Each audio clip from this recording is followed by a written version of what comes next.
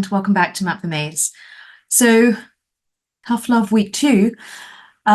Today I wanted to share a message that I think is clear if you understand that mediation is actually negotiation, and probably difficult to accept if you don't. So, for clarity's sake, mediation is a negotiation. And what that means is that no one, and I mean no one, leaves happy. That I don't expect any clients to leave the mediation happy about the outcome. That's not the goal that I'm trying to achieve when I'm working. For me, the key is, and as a mediator, the technical term would be a durable solution.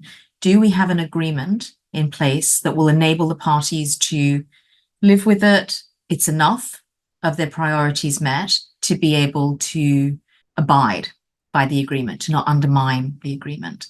So the second tough love message is no one leaves mediation happy. That there's always the need to compromise. And what that means is it becomes critically important to understand what your priorities are. So when people come into mediation, they have a whole range of things that they want to achieve. And I would say that some of those are preferences. This is what I would like to happen.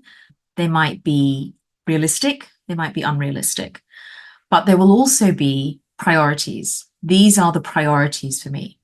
And those generally are around big picture kind of goals or principles. And so from my perspective, understanding the priorities as a mediator is really important.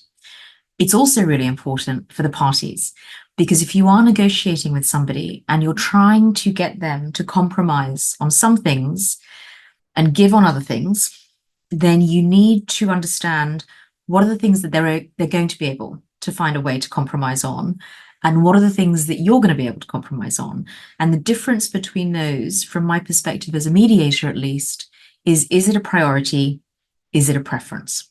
That can be a hard distinction to make, that it's difficult for people who are in conflict to separate the difference between preference, priority. And they can vary all the time. So sometimes you might think, well, obviously the priority is more money, more assets. That can be the priority, but it's not always the priority. Sometimes people have different priorities. For example, the priority might be flexibility. Yeah, I don't really care, provided that there can be some flexibility in how this arrangement operates. Or the priority might be time. It might be the numbers less important to me than how quickly this is going to be resolved. So to give you an example, I remember working on a mediation. There was a large asset pool that one of the parties was still employed and was very successful, was very highly paid, was highly remunerated. And when we were negotiating, the priority for the other party was definitely getting more, getting a bigger number, getting a larger share. And you might think, well, surely everybody wants more. Not really. The other person, because they had confidence around their ability to rebuild assets, because it was a large asset pool, they felt comfortable that the number wasn't their priority. The priority for them was getting it done. The priority was being able to move on, to have time and space to be able to heal. And the priority was finding a way to resolve the mediation so that it could be finished. So actually, from their perspective, finality, clarity, and time were the priorities. So for them, the money, yeah, it's a preference to have more, but it wasn't the priority. So when I work with clients, it's really important for me to understand, for them to understand, and to have a sense of what's going on for the other party about the difference between priority and preference. Because definitely some mediators will say, oh, I'm working for a win-win solution. And I think if you can achieve that, great. Unfortunately, I don't often see that. I don't often see win-win. Mostly what I see when people are working together is I'm okay, you're okay.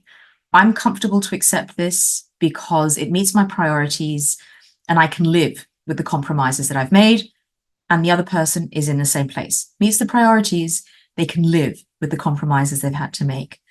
And for me, that is still a massive achievement for the parties, because it's not easy to do. It's not easy in the midst of conflict, in the midst of emotion, to focus on these are my priorities and let go of what our preferences. I would say one other aspect is, as humans, stupid human brains, we are wired to focus on losses. We have a bias towards loss. And it kind of makes sense, because losses, loss, lack of resources can kill you. Whereas, oh, this was extra pleasant, or this was more, is hard to remember. So often when I'm working with clients in mediation, the other challenge is people will focus on the concessions they have made.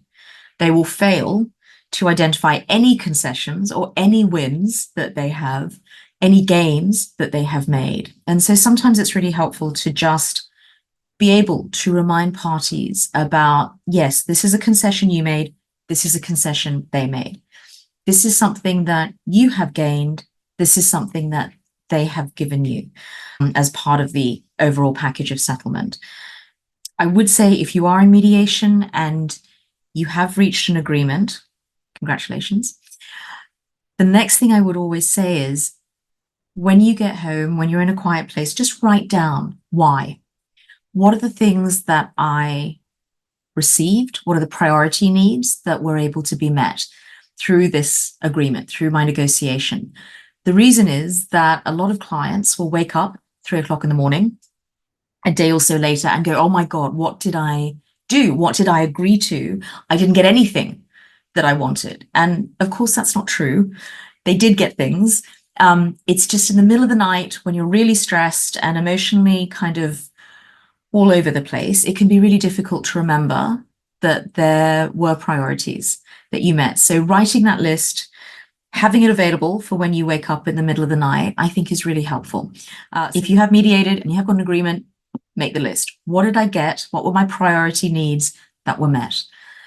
And I will see you next week for Tough Love number 3, if anybody's still watching. If you haven't, like and subscribe. And I'll see you next week. Take care.